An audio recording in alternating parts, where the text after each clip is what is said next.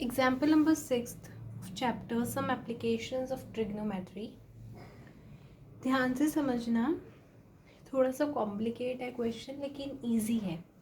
So the angles of depression, ध्यान से, angles of depression. एक होता है एलिवेशन. एलिवेशन का मतलब क्या होता है कि कोई नीचे खड़ा है और वो ऊपर को देख रहा है. लेकिन डिप्रेशन का मतलब क्या होता है कि कोई ऊपर खड़ा है और वो नीचे को देख रहा है. ठीक है. Of the top and the bottom of 8 metre tall building. क्या समझ में आ रहा है? अगर नहीं कुछ समझ में आ रहा है, इतनी बात याद रखना कि ये टॉल बिल्डिंग की बात हो रही है यहाँ पे, एंड ये मल्टी स्टोरेड बिल्डिंग है ना, मतलब 2 बिल्डिंग्स की बात हो रही है. ठीक है. तो पहले किसकी बात की है? टॉल बिल्डिंग की. तो यहाँ पे बना लेते हैं टॉल बिल्डिंग. टॉल बिल्डिंग जो है वो 8 मीटर है. ठीक है. तो यहाँ पे हम टॉल बिल्डिंग बनाएंगे और वो भी 8 मीटर. ये है 8 मीटर. ठीक है. एंड मल्टी स्टोरेड बिल्डिंग, तो थोड़ी ज़्यादा ही बड़ी बनेगी, कोई बात नहीं. ये है आपकी मल्टी स्टोरेड बिल्डिंग. ठीक है. Multi storeyed building. अब उन्होंने क्या कहा है? The angles of depression of the top and the bottom of 8 metre tall building. ठीक है. यहाँ से ये टॉल बिल्डिंग है, यहाँ पे एंगल ऑफ डिप्रेशन बन रहा है. ठीक है. इसके टॉप पे. ठीक है. एंगल ऑफ डिप्रेशन का मतलब क्या है? यहाँ पे नीचे कोई, यहाँ पे ये टॉल है ना, तो कोई यहाँ पे खड़ा है एंड यहाँ पे वो देख रहा है ना. तो यहाँ से वो देख रहा है. ठीक है. वो इस बिल्डिंग के टॉप को देख रहा है. फिर उन्होंने कहा है इसी बिल्डिंग के कोई बॉटम में भी देख रहा है, इस तरह से बॉटम बॉटम. ठीक है. तो यहाँ से कोई है स्टैंड है ना, कोई खड़ा हुआ है इस बिल्डिंग के ऊपर एंड वो ऐसे देख रहा है, ऐसे, इस तरह से. ठीक है. तो तभी तो बनेगा आपका कौन सा एंगल? Angle of depression. अगर मैं कहूँ कि ऐसे देख रहे हो तो वो एलिवेशन बन जाएगा इस तरह से. तो फिर हॉरिजॉन्टल लाइन आपकी बनानी है आपको. ठीक है. फिर यहीं पे कोई खड़ा है और वो नीचे इसके बॉटम में, इस टॉल बिल्डिंग के बॉटम में देख रहा है इस तरह से.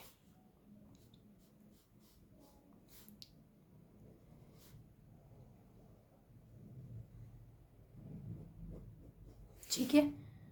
और ये एंगल बताना है आपको कितना है, और ये एंगल कोई बता सकता है? तो देखो ध्यान से बुक में पढ़ना. उन्होंने क्या दिया हुआ है?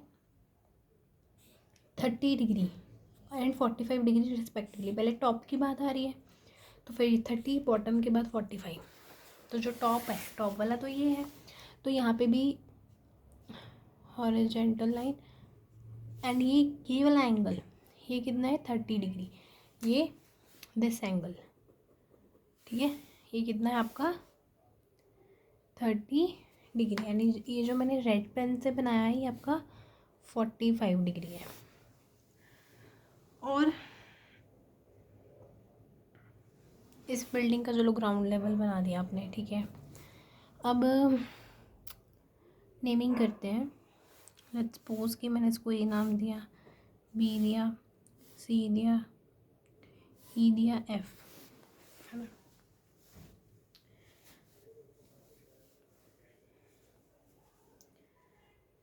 अब देखो, find the height of the multi storeyed building. ये हाइट फाइंड करनी है. ठीक है. And the distance between the 2 buildings. एक बिल्डिंग ये रही, एक बिल्डिंग ये रही, तो ये डिस्टेंस फाइंड करना है. अब एक बात ध्यान से सुनो कि अगर ए भी 8 सेंटीमीटर है तो ये ई एफ भी 8 मीटर होगा. तो यहाँ तक आपको पता चल चुका है 8 मीटर. क्लियर है इतनी बात? अब आप इसको कैसे करोगे? पहले आप छोटा ट्राइंगल लो. कौन से ट्राइंगल की बात कर रही हूँ मैं? ये. और एक बात और कि ये आपकी लाइन जो है वो इसके पैरेलल है, तो ये लाइन और यहाँ से अगर आप देखोगे तो ये अल्टरनेट एंगल बन रहे हैं, तो this is also of 30 degree. अगर आप इसको ऐसे देख रहे हो, है ना, इसको ऐसे देख रहे हो, तो ये एंगल है 45, तो this angle is also 45 degree. इतनी बात समझ में आई अभी तक? अब देखो, अब आप इसको सॉल्व करोगे। मेरी बात बताओ, मुझे बात बताओ एक, आपको ये फाइंड करना है, आपको ये फाइंड करना है। तो पहले तो मैं ले रही हूँ इन ट्रायंगल, ये सी ई या AEC, AEC, इस ट्रायंगल के अंदर अगर CE लूँ मैंने लिया CE, परपेंडिकुलर ओवर में मैंने लिया base AE is equals to 30, लेकिन 30 टैन आएगा, कॉस आएगा, कॉट आएगा, क्या परपेंडिकुलर बाय बेस क्या होता है बेटा? टैन। तो ये है ना, इसकी वैल्यू क्या होती है? CE is equals to AE, ये होती है 1/√3। ठीक है, अब आपको किसकी वैल्यू चाहिए बताओ?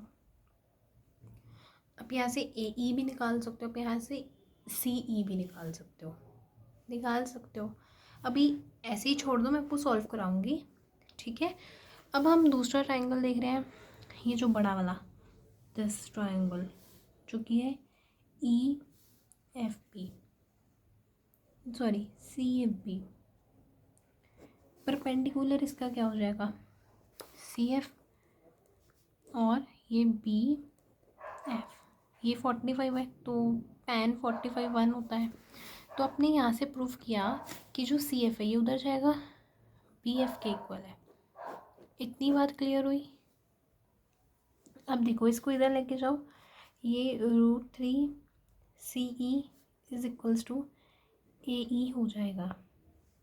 ठीक है, अब एक बात बताओ, आपका CF कैसे बना है? CF पूरी लेंथ CE प्लस EF करके बना हुआ है। क्लियर है? और फिर मैंने ये भी कह दिया कि जो मेरा CF है वो BF के बराबर है, तो मैं यहाँ CF को BF लिख सकती हूँ क्योंकि मैंने यहाँ पे प्रूफ किया है। तो CE प्लस EF।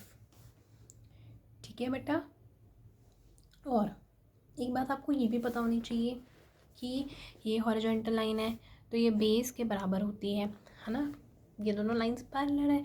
अगर ये लाइंस पैरेलल है, AE is equals to BF, ये लाइंस पैरेलल है आपस में।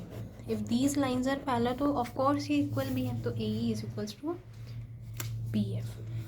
तो मैं BF की जगह यहाँ पे AE भी लिख सकती हूँ। इतनी बात क्लियर हुई?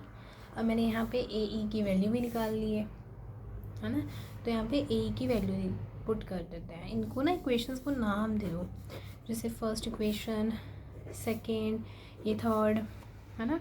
तो फिर आप लिख सकते हो, जैसे मैंने BF यहाँ पे क्यों लिखा, सो फ्रॉम सेकेंड इक्वेशन, है ना। फिर मैंने यहाँ पे AE क्यों लिख दिया, तो फ्रॉम थर्ड इक्वेशन, इस तरह से आप कर सकते हो। ठीक है, अब देखो AE जो है वो इसके इक्वल है, तो मैं इसको यहाँ लिख सकती हूँ 3CE is equals to CE plus EF। CE मेरे को इधर भी दिख रहा है, इधर भी, तो इनको एक साइड ले आते हैं। CE ये पॉजिटिव का है, इधर आके नेगेटिव हो जाएगा, इज इक्वल्स टू EF। अब देखो बेटा, इन दोनों में से कॉमन क्या है? CE मैंने निकाल लिया, CE जब मैंने निकाल ही लिया तो बचा क्या? √3, और यहाँ से मैंने C निकाल लिया तो कुछ नहीं, तो 1, है ना। EF मैंने CE इस तरफ छोड़ दिया, मैंने EF। देखो अब ध्यान रखना कि ये जो EF है, EF इसकी वैल्यू 8 दी हुई है। ठीक है, तो यहाँ पे आ जाएगा 8, ये इसकी वैल्यू दी हुई है, एंड ये नीचे -1। ठीक है, तो आपको भी पता है कि आप इसको ऐसे नहीं छोड़ सकते, है ना, तो आपको रैशनलाइज करना पड़ेगा। सो मैं यहाँ पे रैशनलाइज कर रही हूँ। तो रैशनलाइज करते समय क्या होता है, साइन चेंज हो जाएंगे। तो रैशनलाइज 8√3+1। यहाँ पे आपकी ए स्क्वायर नेगेटिव बी स्क्वायर की आइडेंटिटी लग रही है, जो कि यहाँ लिख ही देती हूँ,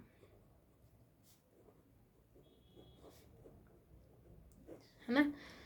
तो इसके ऊपर भी स्क्वायर आ जाएगा, -1 के ऊपर स्क्वायर, स्क्वायर से स्क्वायर का आंसर 8√3+1। अब देखो 3 हो गया -1, 2 ये 1 ये 4, तो क्या आ गया 4 और √3+1। इसको ब्रैकेट डालो क्योंकि ये इससे मल्टीप्लाई हो रहा है 4। This is the answer. ये क्या आया है, CE आ गया, है ना। मेरे को बताओ, CE निकाल लिया तुमने,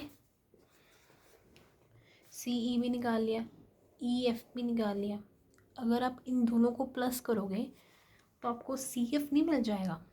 एंड CF क्या है, CF क्या है, height of the multi storey building, है ना। तो अगर हम CE + EF कर रहे हैं तो हमें मिल रहा है CF, जो कि क्या है, height of multi storey building.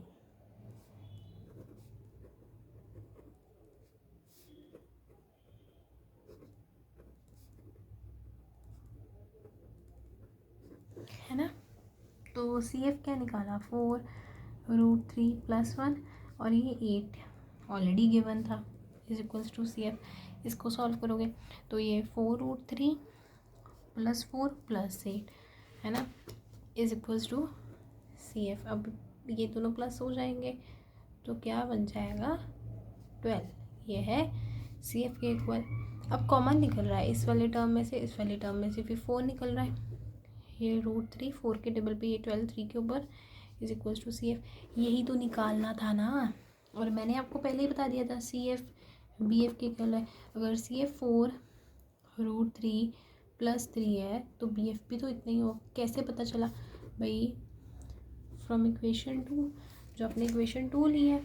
ये देखो ना, मैंने ऑलरेडी प्रूव किया है कि जो CF है वो BF के इक्वल है, तो मैंने यहाँ पे CF निकाल लिया था तो ऑटोमेटिकली BF भी निकल गया। तो आप लिख सकते हो देयरफॉर, ये देखो, देयरफॉर हाइट जो है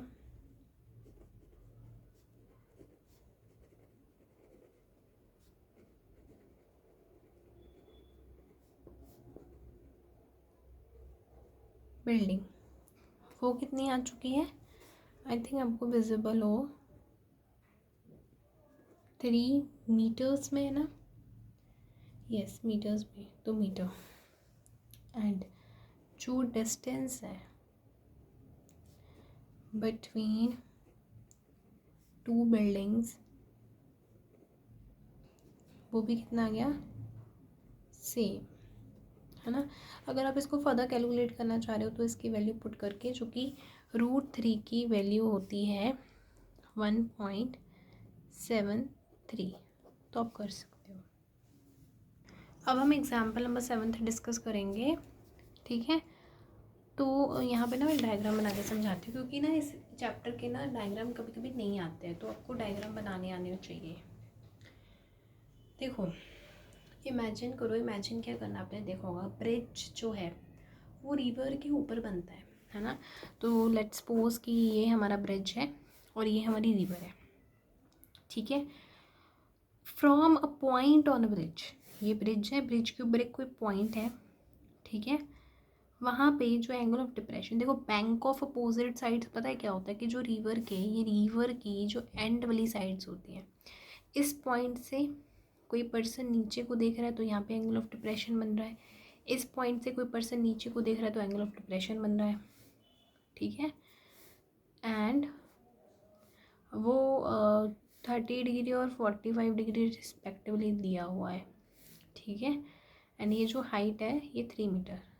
अभी समझाती हूँ आपको, डोंट वरी। इसको नेम कर देते हैं BCD। अब देखो ध्यान से, बुक से पढ़ते हैं। यहाँ पे क्या दिया हुआ है कि from each point on a bridge, है ना, ये आपका ब्रिज हो गया, ठीक है, और ये आपकी रिवर होगी। एक ब्रिज के ऊपर कोई पॉइंट है, लेट्स सपोज यहाँ पे है, यहाँ पे है, उन्होंने यहाँ पे लिया है, ठीक है। उसके ऊपर एंगल ऑफ डिप्रेशन, यहाँ से कोई person bank of opposite sides of river, river के जो एंड वाली साइड्स है उसने यहाँ पे भी देखा, तो एंगल ऑफ डिप्रेशन बना 30 डिग्री। ठीक है, यहाँ से देखा एंगल ऑफ डिप्रेशन बना 45 degree. If the bridge is at height of 3 metre from the bank, है ना, ये रिवर है ना, और ब्रिज इनके, ये जो ब्रिज है ना ये रिवर से 3 मीटर की डिस्टेंस पर है। आपको विड्थ ऑफ रिवर फाइंड करनी है, ये आपको पूरी विड्थ फाइंड करनी है। ये बहुत सिंपल क्वेश्चन है। देखो, अगर आपने अभी भी सोच लिया होगा कि इसको कैसे करना है, सबसे पहली बात तो कि देखोगे ऑल्टरनेट एंगल्स है 30 डिग्री, इसको देखोगे ऑल्टरनेट एंगल्स है तो ये भी 45 डिग्री का हो जाएगा। अब ट्राइंगल जो है, सबसे पहले इन ट्राइंगल में ए बी सी ले रही हूँ, ए सी बी। इस ट्राइंगल में ये मेरे को पता है 3 मीटर है, ये परपेंडिकुलर, क्योंकि एंगल इसके साथ है तो बेस ये परपेंडिकुलर 3 है, और ये बेस क्या है बी सी रख लेते हैं, है ना। और ये क्या है, अब पी बाई बी क्या होता है, टैन ही तो होता है, टैन, और एंगल 30 है तो एंगल 30 टैन होता है 1/√3। बी सी निकाल लो, इसकी क्रॉस मल्टीप्लाई हो जाएगी एंड ये बी सी आ गया आपके पास। फिर उसके बाद यहाँ पे देखो in triangle A C D, ये आपका एंगल यहाँ पे है ना 45, तो ये बेस ये परपेंडिकुलर, तो परपेंडिकुलर कितना है 3, बेस कितना है सी डी रख लो, tan 45 जो कि 1 होता है। ठीक है, तो सी डी जो है वो 3 मीटर्स, क्योंकि सब कुछ मीटर में दे रखा है तो ये भी मीटर में। B C B D find करनी है, बी डी कौन सा डिफ़िकल्ट है फाइंड करना, B C plus C D कर दो 3√3 + 3, यहाँ से 3 कॉमन निकाल लो, यहाँ पे क्या बचा √3 + 1, तो ये आ गई विड्थ। ठीक है,